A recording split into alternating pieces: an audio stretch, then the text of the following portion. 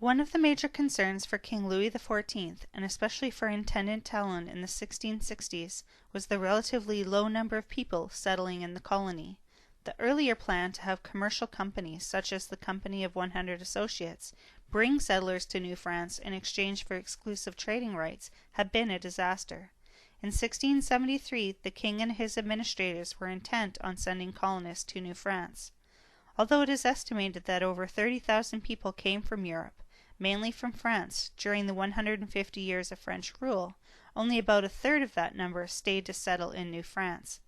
Meanwhile, immigration to the 13 colonies to the south meant that the population there was growing much more quickly.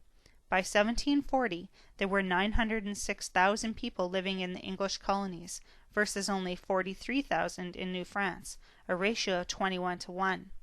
In a time of frequent wars between France and England, and with both countries focusing on building empires overseas, this was a worrying discrepancy. Since the flow of immigration was relatively low, and since the goal was to build a thriving colony in New France, Talon and the church leaders encouraged the settlers to have large families. The development of the land and territorial expansion of the settlement depended on a high birth rate. Up until 1673, young men who married at 20 years of age or younger, and girls who married at 16 years or younger, each received 20 livres on their wedding day. A yearly pension of 300 livres was given to families who had 10 living children, and 400 livres to families of 12 or more children.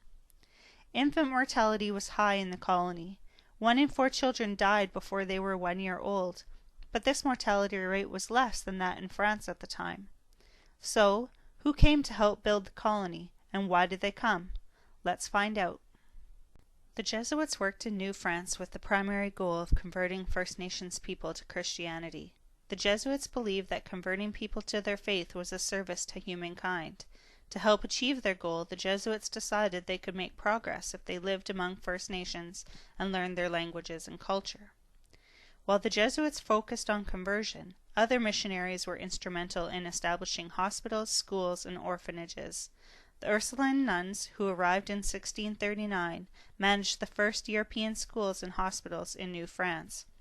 Tithes or taxes were collected from the colonists by the church to help support their many religious and social ventures. With the help of the church, the colonists were generally better cared for than the citizens back home in France.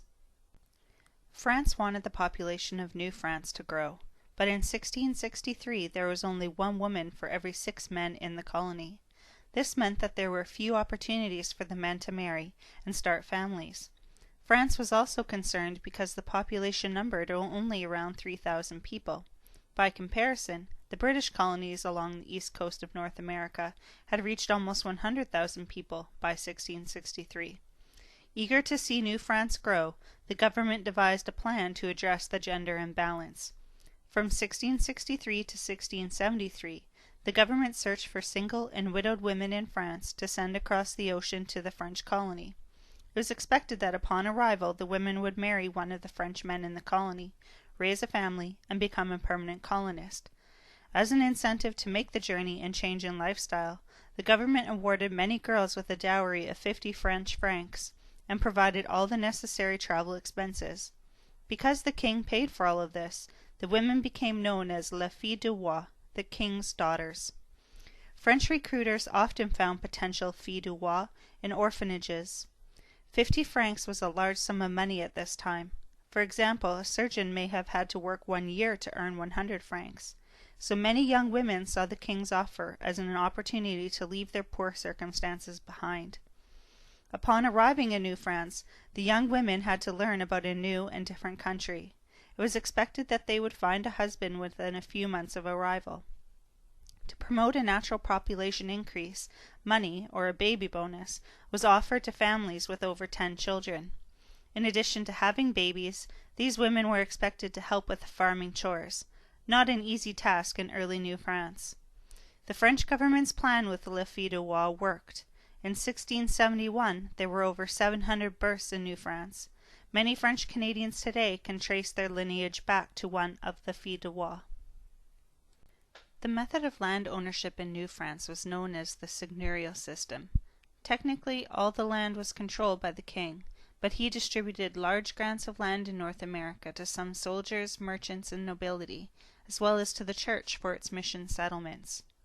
This method of land distribution was based on the feudal system, a hierarchical order with a foundation in noble birth, privilege, and patronage. Seigneurs in New France were given large plots of land which they held at the pleasure of the king, and in the early days they were responsible for recruiting and transporting people from France to clear and settle the land. In France, the seigneurs would have been members of the nobility or the upper echelons of the clergy. But in New France, not all seigneurs were French nobility, nor were they much wealthier, in some cases, than their habitants. In order to persuade settlers to leave France and settle in New France, the fees paid to the seigneur were often lower than those in France. If a seigneur could not recruit many settlers, he might not even have enough income to build the gristmill that was part of the contract. Without the mill, or if the land was not cleared quickly enough, a seigneur could lose the rights of the seigneurship. Seigneurs in France did not usually engage in trade, as they were members of the nobility, and trade occupations were beneath them. But in New France, seigneurs often became involved in the fur trade and other commercial pursuits. This changed their standing in the communities. The seigneurial system relied on having one person, a lord or seigneur, rent out the land to habitants, who were the French immigrants who lived and farmed the seigneur's land. The seigneur was expected to build a manor house, be present on the land for much of the year, and build a grist mill.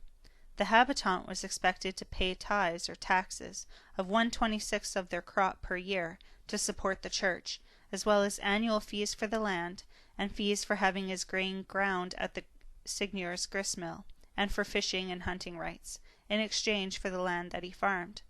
Sometimes, in order to help pay their fees and to help generate additional income to their farm, habitants turned to the fur trade in the winter months and became coureurs de bois. It has often been said that a rodent, not people, built New France. In short, it was the fur trade that established the economic viability of New France. In Europe, hats made from beaver pelts were in great demand. The source of the best beaver skins was the forests of North America, from the First Nations hunters who trapped them, and the First Nations women who prepared the skins for market. It was Europe's increasing demand for beaver furs that brought the French not only further into North America, but also into trading relationships with more First Nations. By the last half of the 17th century, beaver became scarce along the St. Lawrence lowlands. In order to fill the demand for furs, French traders began to travel further north in search of new sources of beaver pelts.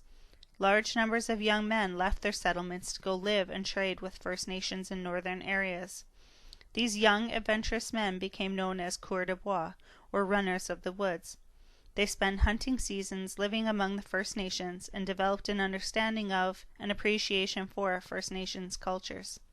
Many came to prefer life among First Nations people to life in the settlements, where they were under the watchful eyes of French officials and priests. The carefree lifestyle of the coureurs de bois did not put them in good favor with the missionaries and government officials. While the Jesuits were trying to create settlements filled with men who would behave like European farmers, the coureurs de bois went against everything they taught.